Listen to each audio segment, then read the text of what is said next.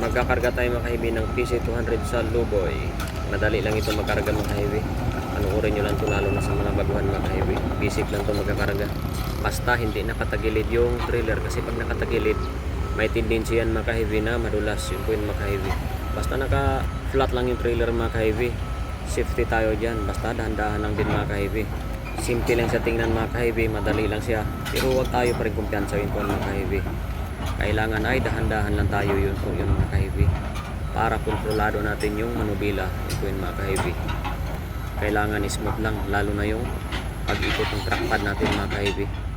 Para sa akin mga ka-heavy, mapaka may manupa depende na lang kung saan ka komportable. Pwede pa gamitin pantulak, pwede rin kamay, yun po yung mga ka-heavy. Pero pag sa gipitan mga ka-heavy, ang tekniko dyan, lalo na pag malaki yung back ko at medyo madulas dahil umulan-ulan, ang ginagamit ko dyan mga ka-heavy ay kamay lang mga ka-heavy. Mahirap pag paa, minsan ay hindi natin makokontrol masyado mga ka-heavy pag critical yun po yun mga ka-heavy.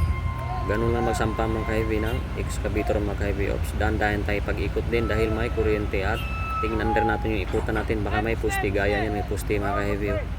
Nakadikit masyado yung trailer, hindi ko napansin.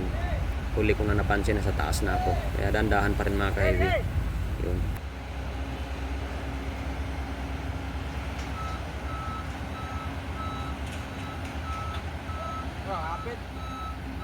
Munti ka na yung poste sa puwet mga ka-heavy, kaya i-check talaga natin yung paligid kung mayroon bang maikutan mga ka-heavy, pati taas.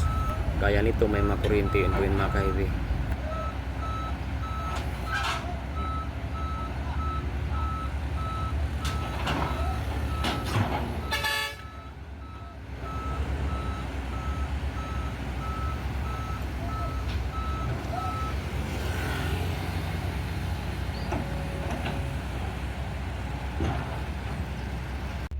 Ayan, ay karga na namin mga ka-heavy. Oh, ganun ang pagkarga, madali lang. Ingat nga lang, easy lang magkarga ng excavator sa lubid.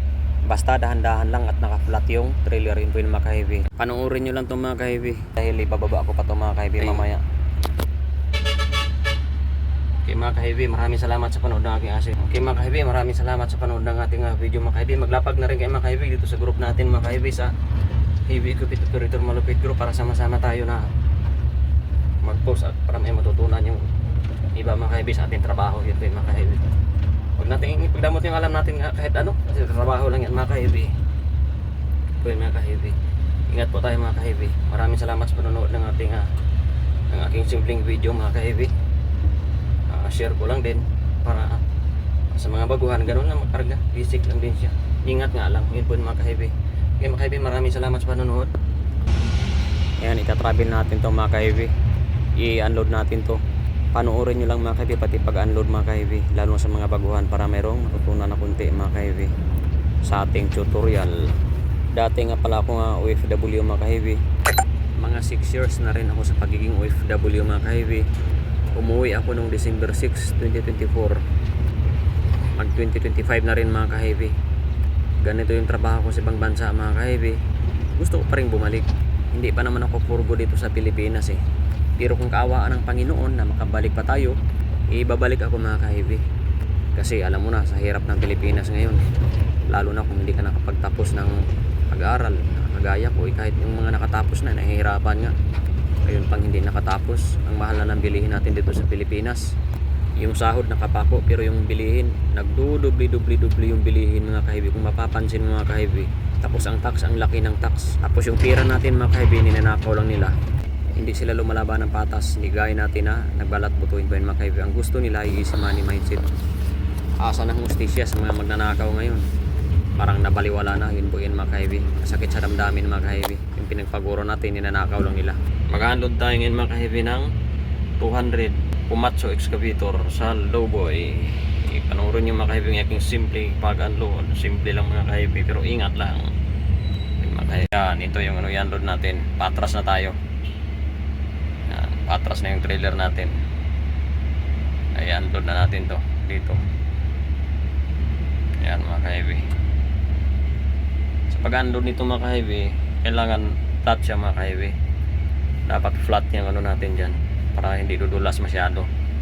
Iwas sa dulas, kailangan naka-flat yung ano, yung yung trailer, yung ano niya, yung lubid.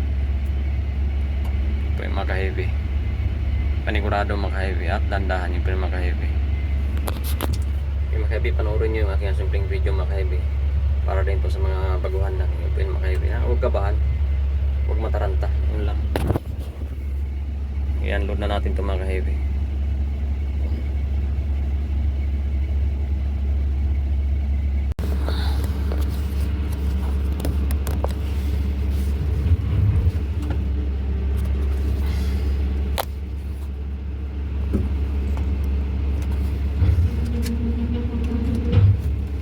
I-unload na natin ito mga ka-heavy.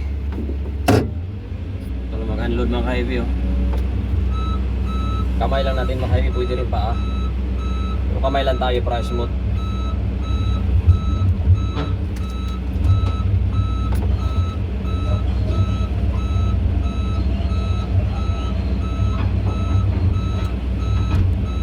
Pasensya na ka sa video ko mga ka-heavy kung hindi ko siya naitutok ng maayos.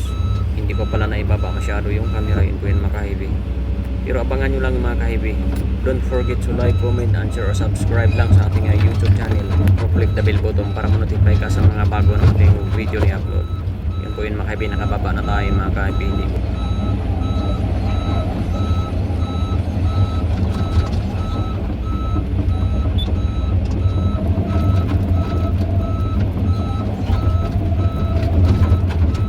Magbubuhat tayo mga ka-heavy natin 2 na container van. Karga natin siya sa ating tuwin mga ka-heavy.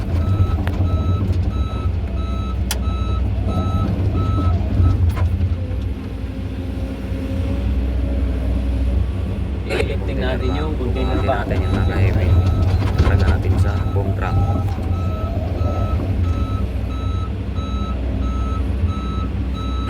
I-liftingin natin yung mga ka-heavy.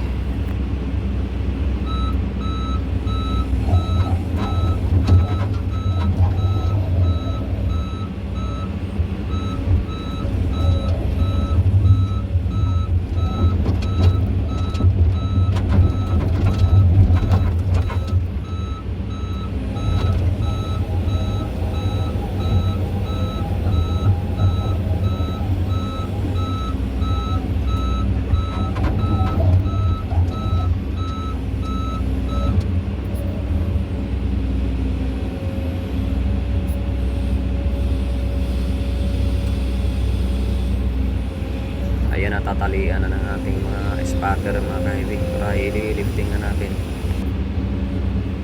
Ganun na mag-unload mga ka-heavy ng excavator mga ka-heavy. Itong excavator na to ay PC200 Komatsu yun po yung mga ka-heavy. Okay mga ka-heavy, maraming salamat sa aking simpleng video mga ka-heavy. Samahan nyo pa ako sa aking mga sunod na video. Huwag kang kabahan kasi yung kaba, nandyan yung malapit sa disgrasya mga ka-heavy. Nandyan yung matataranta tayo, yun po yung mga ka-heavy. Ano lang, easy lang, simple lang. Huwag kabahan masyado. Yun po yung mga ka-heavy. Madali lang naman ito mga ka-heavy. Basta kailangan yung trailer natin naka-flat yung ano niya mga ka-heavy, panigurado. Kahit saan tayo naka-flat talaga yung lubid ng trailer yun po yung mga ka-heavy. Maraming salamat sa panood ng video natin mga ka-heavy. May kasabihan sa Diyos ang awa, sa tao ang gawa. Okay mga ka-heavy, maraming salamat sa panonood. Hanggang sa muli!